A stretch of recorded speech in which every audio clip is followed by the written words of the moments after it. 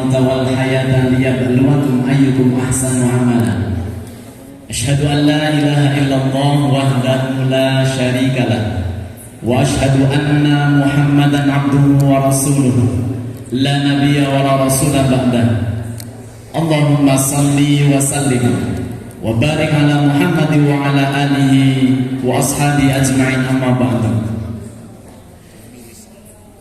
Yang kami hormati sesepuh-sesepuh, para pinisepuh yang kami takdimi, tidak lupa Bapak Lurah Kelurahan Jelamprang yang kami hormati, pimpinan cabang Muhammadiyah Kota Wonosobo Bapak Yakino beserta sekretaris Pak Tri yang kemana-mana selalu berdua, tidak pernah terpisahkan.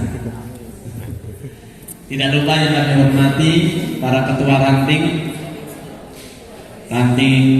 Argopeni, ranting tetangga yang kami hormati, termasuk ketua terpilih Pak Ahmad yang kami hormati.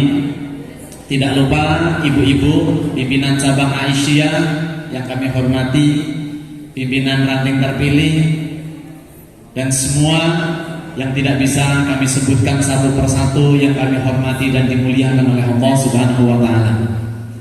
Alhamdulillah, bersyukur kepada Allah, pagi menjelang siang hari ini kita berkumpul di sini dalam satu acara yang sungguh luar biasa dan dilaksanakan di waktu yang insya Allah mudah diingat. Jadi acara pelantikan sekaligus pengukuhan ranting Muhammadiyah dan Aisyah Kelurahan Jelamprang yang prosesinya tadi sudah berjalan dengan hikmat dan lancar. Ini terjadi di Balai Kelurahan Jelamprang.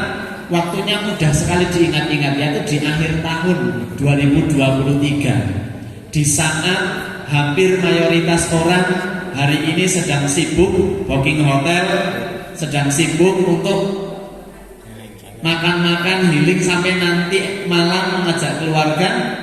Kita keluarga besar ranting Jelamprang justru melantik dan mengukuhkan. Yang ini menjadi sejarah awal. Nanti tadi sudah banyak motivasi. Ini mudah-mudahan apa yang sudah diniatkan dan alhamdulillah sudah terlaksana ini. Kalau tadi disebutkan doke pun apa Pak? Pocates gitu. Karena mungkin sudah lama cita-cita ini. Tadi banyak ngobrol juga sama Pak Tris dan alhamdulillah sudah terlaksana. Maka bersyukur kita kepada Allah karena apa yang terjadi hari ini semuanya atas izin Allah. Wa ma bikum bi nikmatin faminallah. Tidak ada yang paling berperan besar di sini. Tentu semuanya berperan, dari mulai tadi disebutkan sesepuh-sesepuh yang membina ke sini. Dari mulai ada Ustadz Hari Suharto, ada Bapak Tobroni, ada siapa lagi Pak tadi yang ikut membina di sini, Mbah Zaid dan lain sebagainya.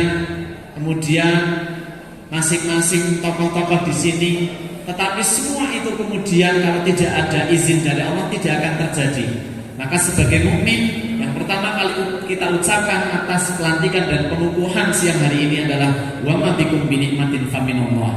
Tidak ada nikmat yang termasuk nikmat pengukuhan dan pelantikan ini terjadi, melainkan itu semuanya karena nikmat yang Allah berikan kepada kita semuanya.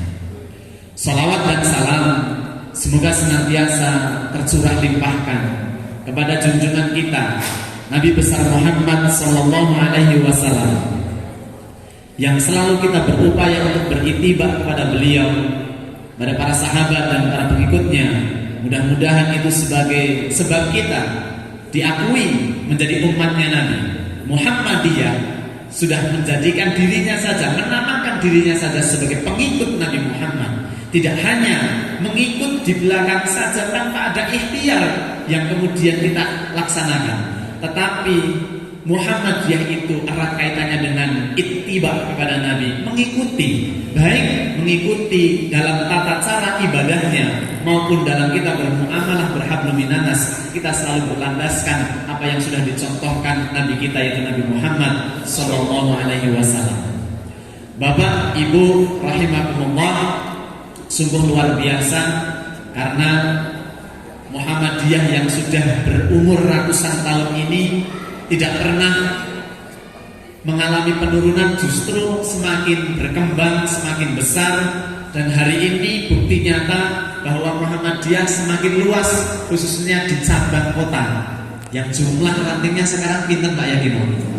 17, luar biasa. Nyalip kepil berarti ya. Sebelumnya ranting terbanyak itu cabang kepil.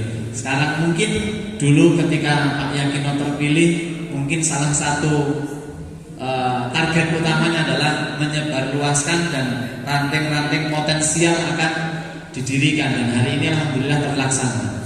Mudah-mudahan nanti akan berdiri lagi ranting-ranting berikutnya yang tentu sudah dibina oleh cabang kota. Salah satunya dengar-dengar ada di sekitar timur ya Pak, Wonosobo sebelah timur. Sudah ada bocoran masuk ke telinga kami, mudah-mudahan segera menyusul. Oke, bisa disebut namanya tidak Pak? Bisa. Oh, calon ranting baru dari mana Pak? Telogo. Oh, Gadegan. Gedegan ya. Sama Telogo Jati ya Pak. Itu satu atau beda Pak? Satu ya.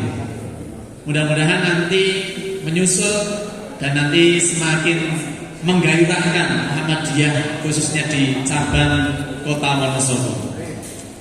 Bapak Ibu hadirin jamaah rahimakumullah, sedikit yang akan kami sampaikan, kami kutip ketika kami mengikuti bersama dengan Majelis Kader Pimpinan Wilayah Muhammadiyah Jawa Tengah, yang ketika itu disampaikan oleh Ustadz Zuhron Arafi, yang kemudian menyampaikan kenapa kita harus bermuhammadiyah dan kenapa Muhammadiyah sejak awal berdirinya tanggal 18 November 1912 oleh Kiai Haji Ahmad Dahlan sampai hari ini masih eksis.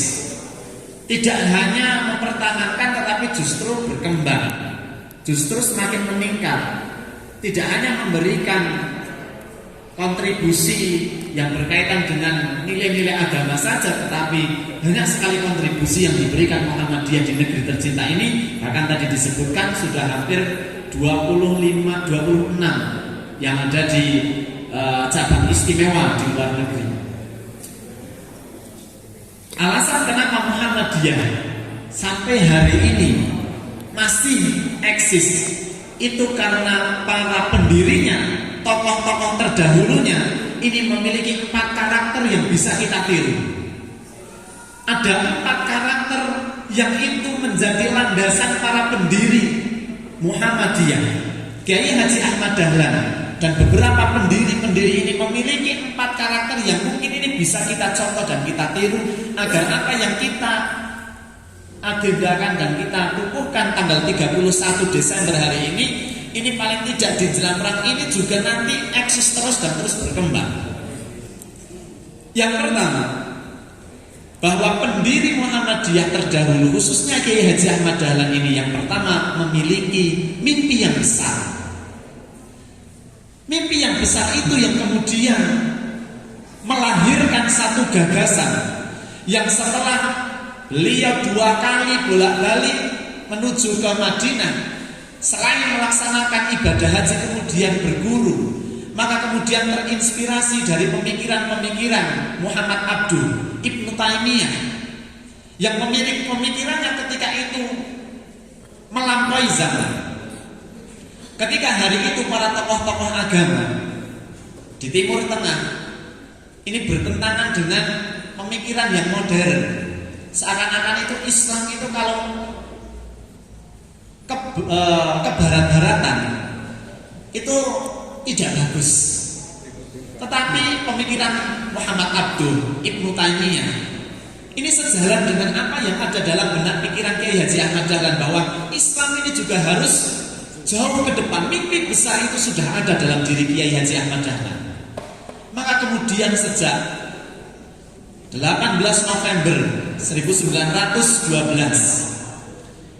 8 Dzulhijjah 1830 1330 ya, 1330 Hijriah. Sudah lebih dari 100 tahun, 1 abad lebih. Itu tidak bisa terjadi kalau pendirinya tidak memiliki mimpi yang besar. dari mimpi yang besar itu kemudian mendorong hal-hal yang bisa memajukan tidak hanya untuk kepentingan diri. Kalau Kiai Haji Ahmad Dahlan hanya memikirkan diri sendiri, beliau sudah enak tinggal di Kauman. Beliau tinggal di Keraton Yogyakarta yang juga seorang priyayi yang hidup enak sekali. Tadi disebutkan tegan golek momongan benar-benar karena memang kita tidak hanya memikirkan diri.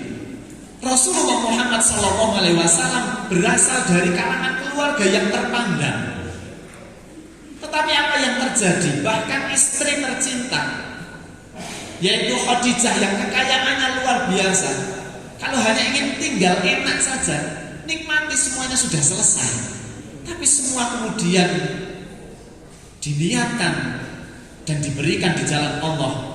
Lagi-lagi bukan hanya untuk kepentingan diri, tetapi karena kita memiliki cita-cita yang besar, mimpi yang besar, yaitu meneruskan cita-cita Nabi agar ajaran Islam ini bisa semakin meluas. Walaupun di jelang perang ini agamanya sudah luar biasa, tetapi kita lewat Muhammadiyah semakin menguatkan, terutama di sendi-sendi keluarga kita. Keluarga kita harus selalu berlandaskan agama. Dalam memilih tadi sekolahan, ada 2 sekolahan yang luar biasa yang sampai go nasional saya kira. Bahkan 2 sekolahan yang tadi disebut, SD Al-Asqiyah dan SD Sudagaran, prestasinya sudah tidak diragukan lagi. Studi bandingnya sudah keluar negeri. Terakhir kemarin ke Singapura gitu Pak, ketika ada pertukaran pelajar. Itu milik cabang kota, luar biasa. Mudah-mudahan nanti dari ranting jelang perang muncul juga amal usaha yang tidak kalah. Ada TK, ada PAUD yang nanti punya dampak besar paling tidak di kalangan masyarakat sekitar. Tentu harus selalu bergandengan tangan dengan pemerintahan setempat. Ini yang pertama dari mimpi yang besar itu yang melandasi Muhammadiyah masih eksis sampai hari ini. Nilai yang kedua, bahwa para pendiri kita, Kiai Haji Ahmad Dahlan ini memiliki saja'ah atau keberanian yang luar biasa. Hari ini mungkin para pimpinan ranting baru yang tadi, yang sudah dilantik, para penasehatnya, kalau tidak ada keberanian yang kuat, mungkin kita tidak ada acara pada siang hari ini. Wah, ojo lah, ora usah golek perkara lah, wis ngetut wae dan lain sebagainya. Sama halnya seperti yang dilakukan Kiai Haji Ahmad Dahlan. Kalau tidak ada keberanian, beliau berani dimusuhi ketika itu. Beliau berani dikatakan kiai sesat. Beliau tidak masalah bahkan ketika ada anak kecil berkumpul di halaman Kiai Haji Ahmad Dahlan, semuanya karena ada komandonya, ada provokatornya. Mereka semuanya menyuarakan kiai sesat, kiai sesat, kiai sesat. Apakah kemudian Kiai Haji Ahmad Dahlan ini terusik hatinya? Apakah panas telinganya? Tidak. Karena lagi-lagi awal niatan tidak hanya ingin dinilai manusia, tetapi Kiai Haji Ahmad Dahlan hanya ingin bahwa nilai-nilai agama ini menyebar luas. Kebatilan atau agama yang tidak murni ingin dibinasakan. TBC menjadi program pertama yang dilakukan sampai hari ini, masih terus berjalan. Maka Kiai Haji Ahmad Dahlan ketika dikatakan kiai sesat tidak marah, justru beliau keluar lewat pintu belakang. Kemudian beliau menunggu sampai anak-anak yang menyampaikan tadi lelah. Ketika anak-anak sudah lelah mengatakan kiai sesat, mereka duduk ditanya, wis rumahku ngendile dan sebagainya, nunggu gini nek saya. Bahkan Siti Walidah istrinya diminta untuk memberikan minum. Mesake wis bengok-bengok kan mau dikasih minum. Ini akhlak Nabi, ini akhlak Rasulullah yang perlu kita tiru. Ketika ada yang mengatakan Muhammadiyah ini aliran dari mana? Kok ada orang meninggal tidak didoakan seperti mati kucing? Tidak perlu panas telinga kita. Ketika ibu-ibu Aisyah yang mungkin Ada suara-suara sumbang datang dari luar. Kiai Haji Ahmad Dahlan mencontohkan kepada kita bagaimana nilai-nilai yang diajarkan Nabi Muhammad SAW untuk watukti ala man haramaka, memberikan kepada setiap mereka yang mendolimi kita, memberikan mereka yang justru menuduh, memfitnah, bahkan merendahkan dan ingin menghancurkan kita. Ini agama kita. Bahkan lewat akhlaknya Nabi itu Islam kemudian semakin luas.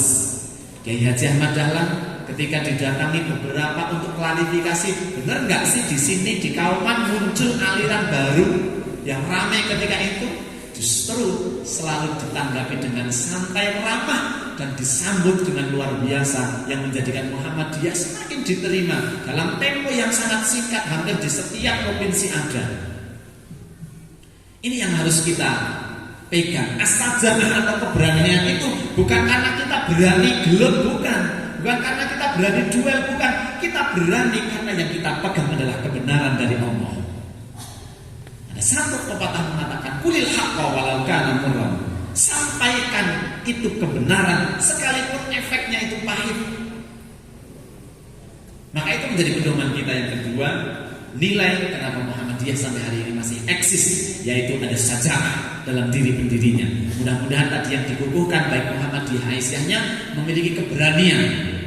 Tapi berani di sini bukan berani sing menurut saya beras-beras itu bukan nggih, tapi berani karena beraninya berlandaskan kebenaran, berlandaskan Al-Qur'an dan As-Sunnah.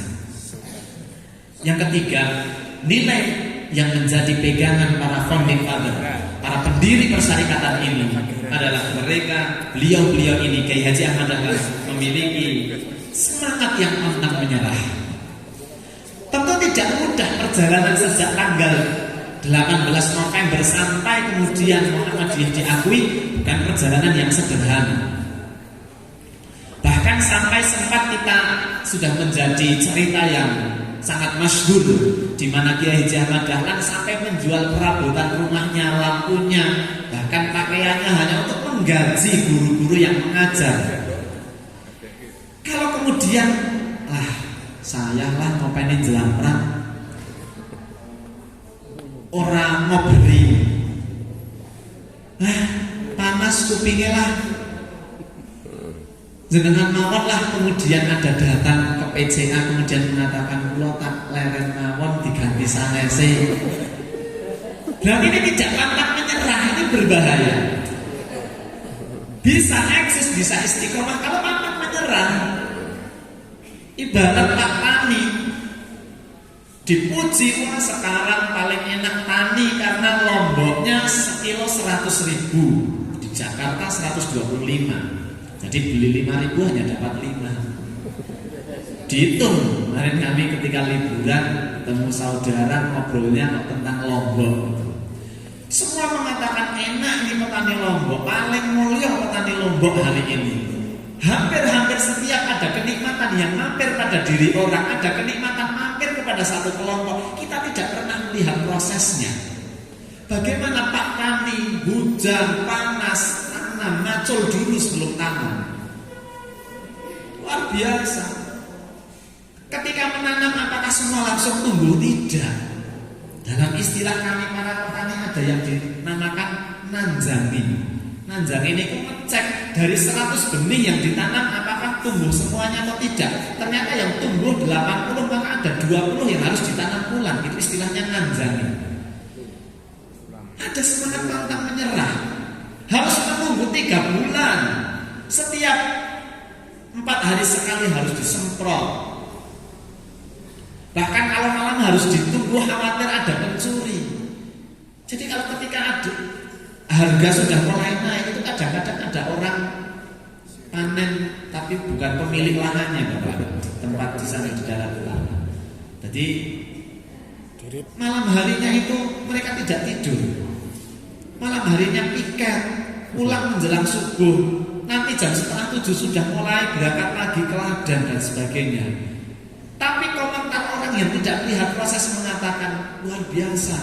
Maka sama ketika ada orang melihat Muhammadiyah hebat PKU-nya, hebat sekolahnya, sudah luar biasa, tetapi tidak pernah melihat bagaimana proses ketika memperjuangkan itu semuanya. Sama seperti jelang perang. saya yakin pasti prosesnya hebat. Saya yakin prosesnya pasti penuh dengan keringat, penuh dengan suara sumbang. Tadi cerita sama Pak Tris sempat sholat tarawih saja di garasi, betul nggak itu?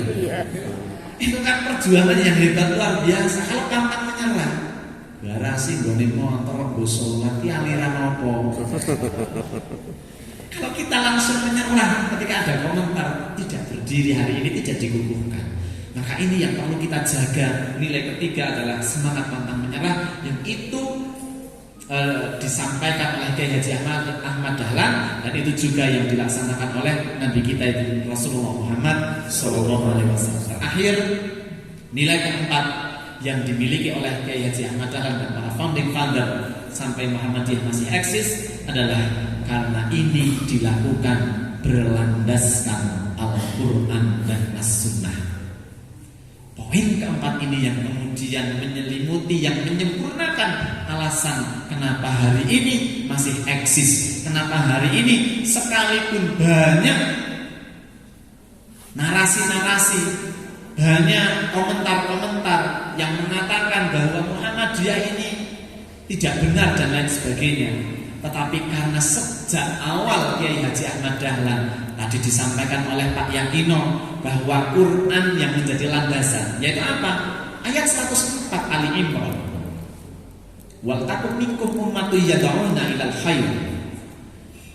Ketika Al-Quran menjadi landasan pertama, maka insya Allah segala rintangan akan mampir saja, hanya lewat saja menyapa.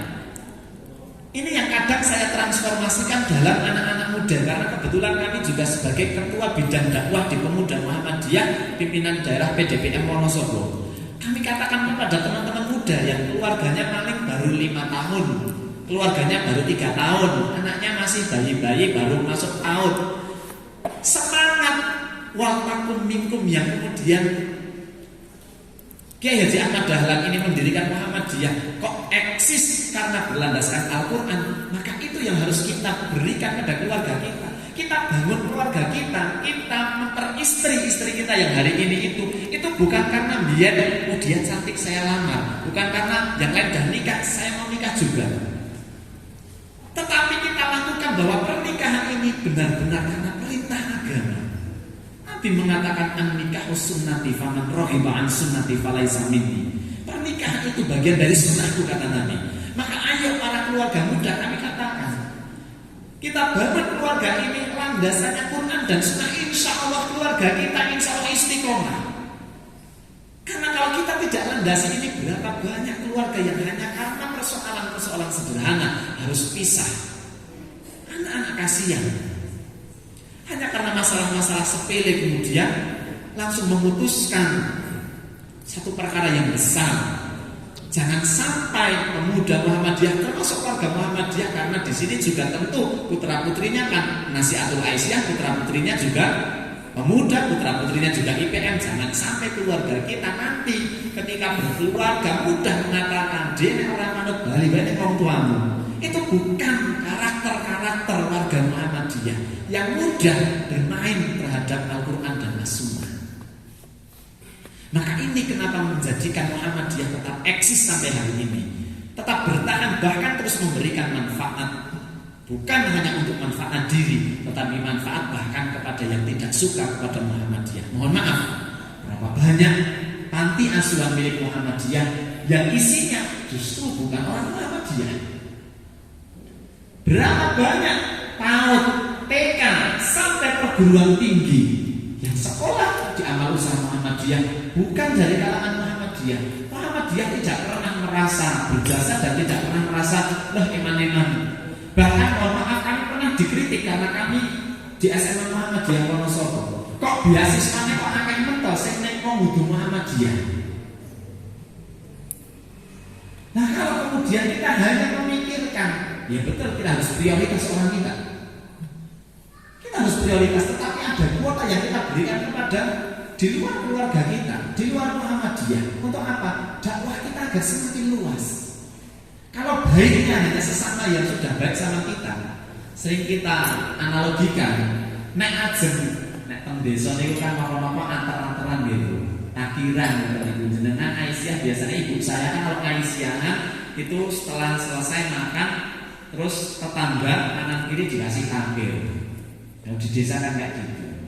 Kalau yang diberi itu yang biasa memberi kita. Jenengan kemarin tadi healing, kemudian ketika pulang dari Jakarta, pulang dari Jogja beli oleh-oleh lah. Siapa yang mau dikasih daftar. Yang dikasih yang biasa ngasih kita. Kalau yang kita lakukan seperti itu kan nggak usah jadi warga Muhammadiyah. Wong Kristen itu ngenai oleh-oleh kok. Orang Yahudi, orang Nasrani yang nggak beragama sekalipun saling memberikan hadiah. Tetapi warga Muhammadiyah ini mampu memberikan bahkan yang tidak menyukai kita, bahkan yang tidak senang dengan kita. Ki rombongan apa kok? Wong mati bapake dhewek kok ora didongake. Orang seperti itu kudune takire luwih gede. Nduke loro kudune. Kenapa? Ya itu dakwahnya Muhammadiyah. Yang kita rambah adalah mereka yang membenci. Kalau ibu-ibu Aisyah punya komunitas ngaji, ada orang diajak malah ngece, jangan dijauhi. Dalam mukadimah anggaran dasar itu disebutkan dakwah itu ada yang ke dalam, ada yang keluar. Ketika ada yang tidak suka dengan Muhammadiyah nggak boleh ditinggal. Dalam mukadimah ada kalau kita baca. Justru kita baiki dengan cara-cara sosial. Kalau ada anaknya sakit, kita yang paling pertama menjenguk. Kalau ada warga jalan perampok tidak bisa sekolah, apakah ranting ini yang baru dikukuhkan hadir di sana?